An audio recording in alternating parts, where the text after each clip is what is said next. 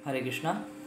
तो आज हम सभी भगवत गीता के 7वें अध्याय का 7वां श्लोक सुनने जा रहे हैं, जहाँ पे कैसे भगवान बता रहे हैं कि उनसे ज़्यादा बड़ा सत्य और कुछ नहीं है। उनसे बड़ा सत्य और कुछ नहीं है। भगवान स्वयं अर्जुन को कह रहे हैं कि मुझसे बड़ा और कोई सत्य नहीं है, यानी द एब्सोल्यूट ट्रुथ, यानी कि सबसे बड़ा सत्य दुनिया में कुछ हो सकता है तो वो क्या है?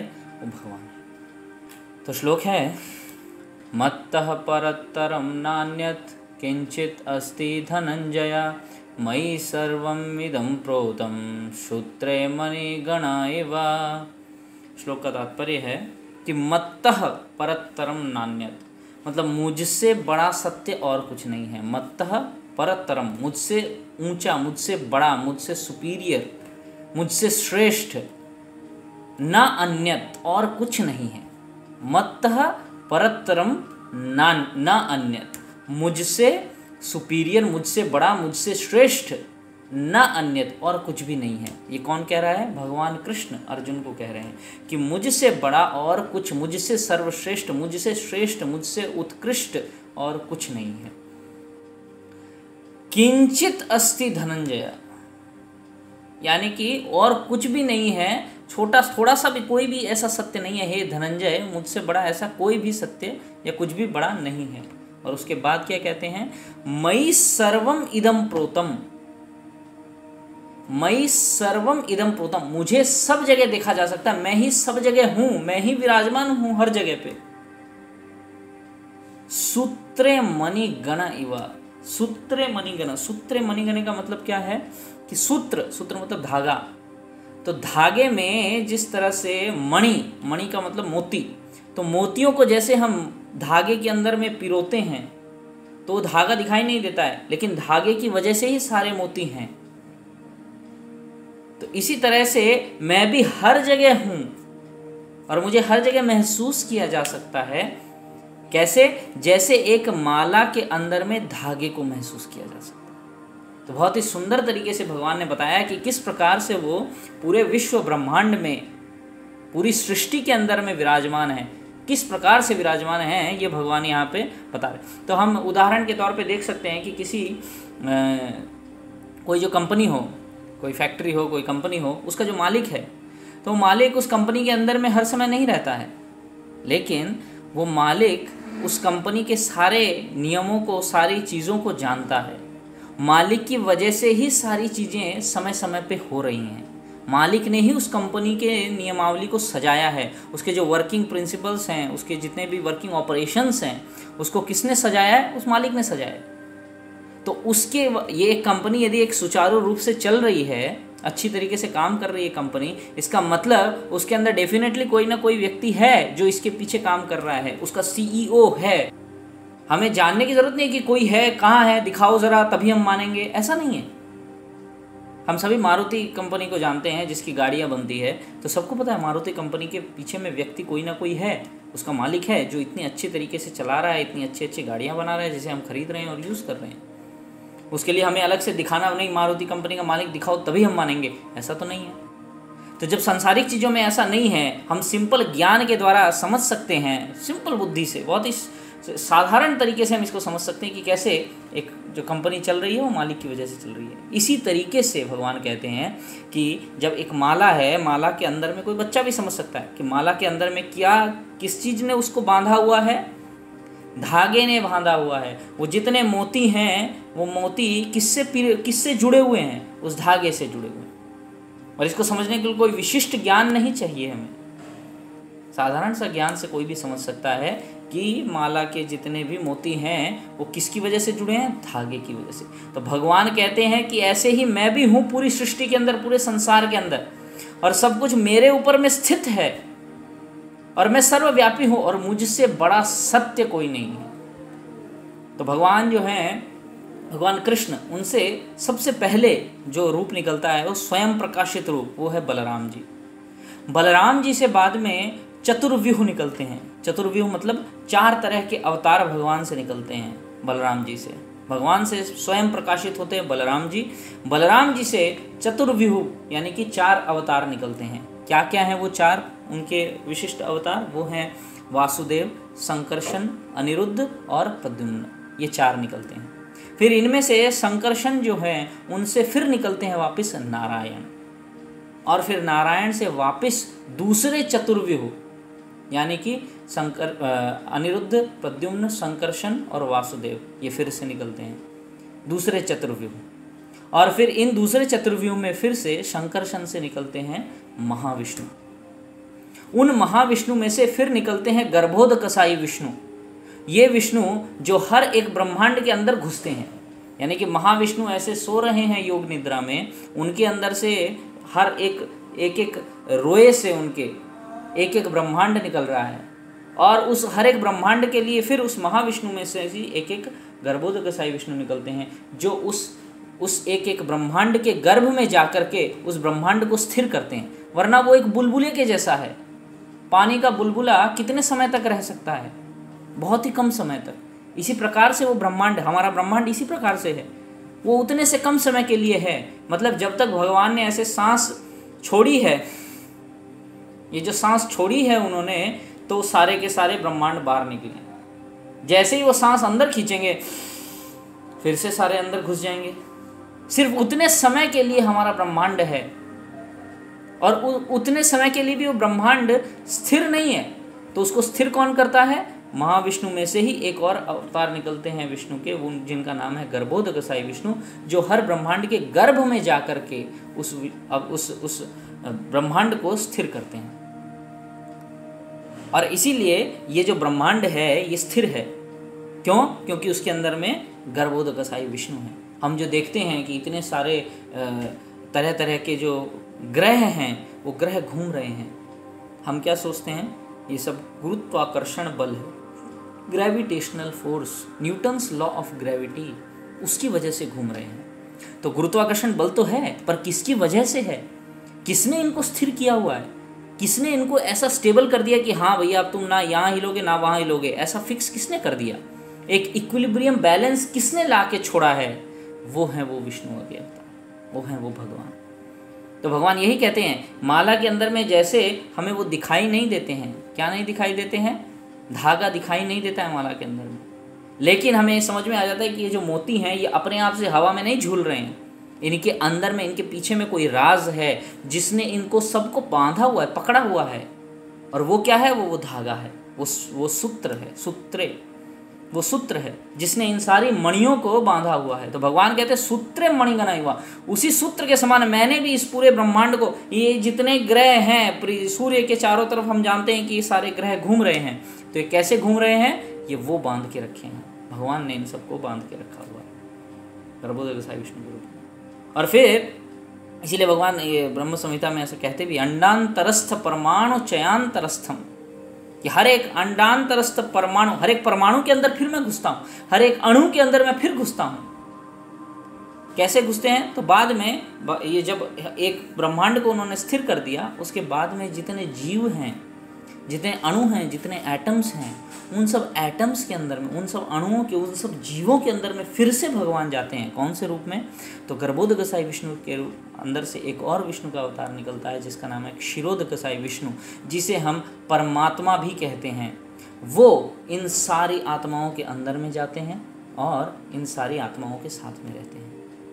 तो हम सभी जानते हैं, जो भगवान गीता में कहते भी हैं, क्या कहते हैं? कि ईश्वर सर्वभूतानां हृद्देशे अर्जुन तिष्ठति, कि ईश्वर सारे भूतों में, भूतों मतलब सारे जीवों में, तो ईश्वर सारे जीवों के हृद्देशे, हृद मतलब हृदय, हृद देशे, देशे मतलब वो जगह, वो स्थान, तो हृदय के स्थान में, सारे जीवों के हृदय के स्थान में कौन रहता है? ईश्वर। परमात्मा रूप में भगवान हर एक जीव के साथ में है, उसके हृदय के अंदर में है। और हृदय के अंदर में किसके साथ हैं? आत्मा भी हृदय में रहती है। तो जो ये आत्मा है, छोटी सी आत्मा है, जिसका साइज कहा जाता है क्या? कि आपके बाल के अग्रभाग के 10,000वां हिस्सा है आत्मा का साइज। इतनी छोटी है आत्मा की साइज। वो आत्मा जब इस शरीर के अंदर, इस हृदय के अंदर रहती है, हृदय, इसलिए ये हार्ट जो है बहुत इंपॉर्टेंट है, हृदय बहुत ही ज़्यादा इंपॉर्टेंट है। जैसे डॉक्टर भी जानते हैं ये, कि हार्ट यदि प्रॉपरली नहीं फंक्शन करता मतलब आदमी गया। तो हार्ट प्रॉपरली कैसे फंक्शन करता है? क्योंकि यहाँ पे आत्मा बैठी है। यदि आत्मा निकल जाए तो इस हार्ट का कोई काम नहीं, इस बॉडी का कोई काम नहीं। और ये जो आत्मा है, इतनी छोटी सी आत्मा जिसको आप देख भी नहीं सकते, वायरस बैक्टीरिया से भी छोटी, उसको तो माइक्रोस्कोप से देखा जा सकता है, लेकिन एक बाल का, आपके बालों का एक बाल के अग्रभाग का, कैन यू अंडरस्टैंड, अग्रभाग मतलब ये आपका बाल है यदि, तो यहाँ से नहीं काटना है आपको उसके इसके ये जो है पोर्शन, इस पोर्शन को जो हम देख भी नहीं पाएंगे क्या साइज, उसका 10,000th पार्ट, उतना सूक्ष्म, उतना छोटा, वो उतना कितना सा तो है, वो क्या बताएं हम उसको, उतना सा जब हमारे हृदय के अंदर में है, पूरे शरीर को वो कवर कर रहा है। वो है तो मुझे महसूस हो रहा है, जब मैं ऐसे अपने आप को चिकोटी काट रहा हूँ, चिमटी भर रहा हूँ, तो मुझे दर्द महसूस हो रहा है। वो है इसलिए। यदि वो ना हो तो इस मरे हुए शरीर के साथ कोई कुछ भी करे, कुछ महसूस नहीं होता। यानी पूरे शरीर को किसने कंट्रोल कर रखा है? उस इतनी सी आत्मा ने, इतने बड़े शरीर को। चलो हमारा कोई कहे कि छोटा शरीर है, तो हाथी, डायनासोर, ब्लू व्हेल जो सबसे बड़ी मैमल है अभी इस धरती के ऊपर में, उसके शरीर को भी वो इतनी सी आत्मा ही कवर करती है। नहीं कि हाथी के लिए बड़ी आत्मा है और चींटी के लिए छोटी आत्मा, नहीं, चींटी के लिए भी वही आत्मा है, हाथी के लिए भी वही आत्मा है। तो इतनी सी आत्मा पूरे शरीर को जब कवर अप कर सकती है, कंट्रोल कर सकती है, तो कैसे नहीं भगवान इस पूरे संसार को कंट्रोल कर सकते हैं? तो भगवान यही बताते हैं। अब वो आत्मा को हम देख नहीं सकते हैं, सिर्फ महसूस कर सकते हैं। कैसे? उसके प्रभाव से। उसका प्रभाव क्या है? ये चेतना। मेरे को ऐसे यदि कोई मारे तो मेरे को ये चेतना आती है कि हाँ मेरे को किसी ने मारा, यानी कि मेरे को महसूस शक्ति हो रही है। किसकी वजह से हो रही है? आत्मा की वजह से। आत्मा नहीं तो इस मरे हुए शरीर को कोई कुछ भी मारे, कुछ नहीं पता चलेगा। इसी प्रकार से इस पूरे विश्व ब्रह्मांड को जो सही तरीके से काम कर रहा है, सही तरीके से सब कुछ चल रहा है, इससे महसूस होते हैं कि हाँ उसके पीछे में there is a superior energy, एक उत्कृष्ट शक्ति है, कोई ना कोई व्यक्ति है जो उसको चला रहा है अच्छे से। एक कंपनी अपने आप से काम नहीं कर सकती है। कई हैं निराकारवादी जो कहते हैं कि उत्कृष्ट शक्ति का मतलब वो खाली शक्ति है, उसका कोई रूप नहीं है, उसका कोई रंग नहीं है, यानी भगवान निराकार हैं, ऐसा वो कहते हैं। लेकिन भगवान ने पहली चीज़ आपको ये समझनी चाहिए कि जब भी कोई कंपनी काम कर रही है तो उसके पीछे क्या हम ऐसा देखते हैं कि कोई अदृश्य शक्ति काम कर रही है कंपनी के पीछे, जिसका कोई रंग रूप नहीं है? ऐसा कभी हमने देखा है? कभी नहीं। हमारे प्रैक्टिकल लाइफ के अंदर में कुछ भी काम करे, हम हमेशा जानते हैं उसके पीछे कोई ना कोई आदमी का हाथ है, और एक आदमी के पीछे एक औरत का हाथ है। हम कभी नहीं मानते कि कोई अदृश्य शक्ति उसके पीछे काम कर रही है, नहीं। इवन एक मोबाइल फ़ोन यदि वो भी अच्छे से काम कर रहा है, उसके पीछे भी हम जानते हैं कि किसी इंजीनियर का दिमाग है, उस व्यक्ति है, कोई खुद से कोई काम नहीं कर रहा है, कुछ भी चाहे बना हो। तो ऐसा कहते हैं कि एक बार ये जो बिग बैंग थ्योरी है, बिग बैंग थ्योरी क्या कहती है कि एक समय में कुछ भी नहीं था, एक विस्फोट हुआ और सब बाई चांस अपने आप से पैदा होकर सब कुछ आ गया। तो ये बहुत पहले भी इसके ऊपर में तर्क वितर्क हुआ करते थे। तो एक बार न्यूटन, उनका एक दोस्त था, तो उसको इसके ऊपर में बहुत विश्वास था कि जो पृथ्वी है, जो पूरी सृष्टि है, वो उस बिग बैंग, उस विस्फोट से जस्ट बाई चांस ऐसे ही आ गई है। तो उन्होंने उसके साथ बहुत तर्क किया था, लेकिन उसे समझ में नहीं आया था। तो फिर न्यूटन ने एक काम किया, न्यूटन ने एक बहुत सुंदर मॉडल बनाया था, और वो अपने घर पे थे। तो एक दिन सुबह सुबह उनका दोस्त आया, तो उन्होंने उससे, दोस्त ने वो मॉडल देखा, तो वो मॉडल बहुत अच्छे से काम कर रहा था, परफेक्ट था वो मॉडल। न्यूटन ने बनाया था तो परफेक्ट होना ही था। तो उस व्यक्ति ने पूछा न्यूटन से कि ये किसने बनाया है, क्या तुमने बनाया? तो न्यूटन ने कहा नहीं, मुझे तो नहीं पता, ये तो शायद अपने आप से आया होगा। तो बोले ऐसा कैसे हो सकता है, ज़रूर किसी ने बनाया होगा। तो न्यूटन कहता नहीं, रात को मैं सोया था तब कुछ भी नहीं था, अभी सुबह उठा हूँ तो देखा ये है, तो it has come by chance. तो उसका दोस्त मान ही नहीं रहा था। तब उसने कहा, न्यूटन ने, कि जब तुम इतने छोटे से एक मॉडल को जो अच्छे से काम कर रहा है, उसके लिए तुमको अब ये एकदम विश्वास है अटूट कि किसी न किसी ने बनाया होगा, खुद से नहीं आ सकता, वो इतना छोटा सा मॉडल है वो। और तब तुम कहते हो कि इतना पूरा विश्व ब्रह्मांड जो इतना परफेक्टली काम कर रहा है, किसी चीज़ में कोई गड़बड़ नहीं है। यदि हम देखें कि कहीं पे ज़्यादा तापमान बढ़ जाता है तो उसको बैलेंस करने के लिए अपने आप नेचर जो है वो कुछ ना कुछ करके उसको बैलेंस कर देता है। कहीं पे ज़्यादा उत्पात होता है तो उसको फिर नेचर किसी ना किसी तरह बैलेंस कर देता है। अभी जो कोरोना वायरस का प्रकोप हुआ है उसको भी किसी ना किसी तरह प्रकृति को बैलेंस करने का ही एक तरीका है। तो जब वो इतने अच्छे से अपने आप को बैलेंस कर सकता है, ऐसा एक पूरा का पूरा मॉडल है ये हमारा ब्रह्मांड, इतना बड़ा, इतना विस्तृत, जिसके अंदर हम इतने छोटे से हैं, वो कैसे अपने आप से आ सकता है? जब इतना सा मॉडल बनाने के लिए कोई ना कोई व्यक्ति ज़रूरी है, तो इतने बड़े पैमाने पर यदि कुछ बना हुआ है तो उसके लिए क्या कोई एक सुपीरियर दिमाग काम नहीं करेगा? वो कैसे बाई चांस आ सकता है? वो कैसे किसी अदृश्य शक्ति के द्वारा आ सकता है? डेफिनेटली उसके पीछे कोई मास्टरमाइंड होगा, एक सुपर कंप्यूटर वाला ब्रेन होगा। तो इसका मतलब डेफिनेटली उसके पीछे कोई व्यक्ति विशेष होगा। यहीं से साबित होता है कि भगवान जो है वो रूप में है, रूपवान है, निराकार नहीं है, उनके आकार है। क्या आकार है? तो भगवान स्वयं ही यहाँ कह देते हैं अर्जुन को। क्या कहते हैं? मत्तः परत्रम ना अन्यत किंचित, मेरे से बड़ा सत्य कुछ नहीं है, मैं ही सर्वश्रेष्ठ सत्य हूँ, यानी कि मैं ही सबसे बड़ा हूँ, यानी कि मैं ही भगवान हूँ। इस बाद में भगवान कहते भी हैं।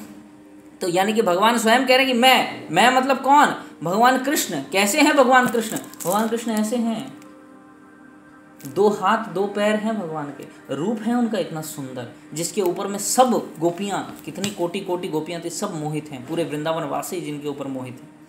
ऐसे हैं भगवान, सुंदर दिखते हैं। ये नहीं कि बिना उनके कोई आकार ही नहीं है, उनके ना नाक है, ना कान है, ना मुंह है, ना वो सुन सकते हैं, ना देख सकते हैं, ना महसूस कर सकते हैं, वो एक खाली शक्ति है। नहीं, भगवान कह रहे हैं मैं हूँ। लेकिन मूर्ख व्यक्ति क्या सोचते हैं? नहीं, हम कई जगह देखते हैं ऐसी, कई भगवत गीताएं हैं ऐसी बाजार में, जिसके अंदर लिखा है कि जब भगवान कह रहे हैं कि मैं हूँ सत्य, तो उसमें उसका अनुवाद वो लिखते हैं क्या? भगवान के अंदर में, ये मतलब ये जो कृष्ण है, इसके अंदर में जो परमात्मा है, जो शक्ति है, वो है भगवान। अरे भगवान कह रहे हैं कि मैं भगवान हूँ, सीधा सीधा अर्जुन को कह रहे हैं। तो आप भगवान को से ज़्यादा ज्ञानी हैं जो भगवान की बातों को तोड़ मरोड़ के निकाल रहे हैं।